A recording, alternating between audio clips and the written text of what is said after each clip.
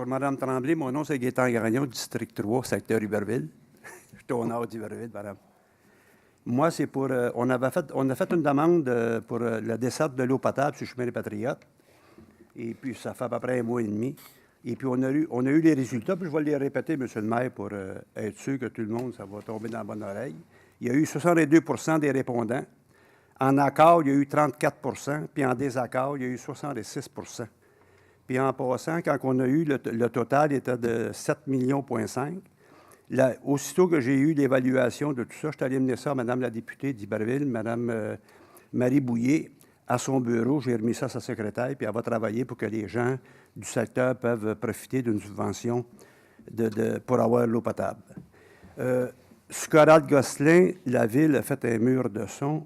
Si c'est ça qu'on veut élaborer puis mettre en évidence l'entrée de ville de ce secteur-là, là, c'est très réussi. Ça a l'air d'un nez à chameau. Et puis, pour moi, il ne poussera plus rien là, à part des roches. Là. Ça a l'air, c'est dégueulasse. Il faudra faire quelque chose pour ça, puis je sais que c'est la Ville qui l'a fait. Là. Ça n'a pas de bon sens pour une entrée de ville de même, surtout avec les commerces qui s'en vont là. Ça serait pas mal important. On a un petit... les citoyens aussi, madame. Quand je parle de commerce, là, je parle des citoyens. Moi, c'est tous les citoyens qui... Je sais que c'est pour les citoyens, mais les commerces sont là de toute façon. Ça attire les gens. C'est pour ça. Comprenez-vous, là? Regarde. Parfait.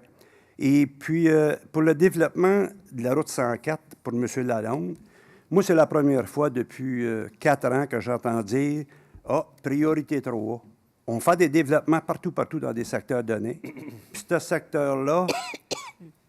Écoutez, il y a des maisons privées sur le terrain. Le gars, il sera obligé de mettre des maisons en terre pour bâtir des triplex ou des 6 logements. Puis là, on lui dit que ça fait au moins 4 ans qu'il travaille là-dessus. Puis là, on lui dit que t'es priorité 3. Je ne sais pas qui c'est qu'il a deviné qu'aujourd'hui, qu'il est en priorité 3.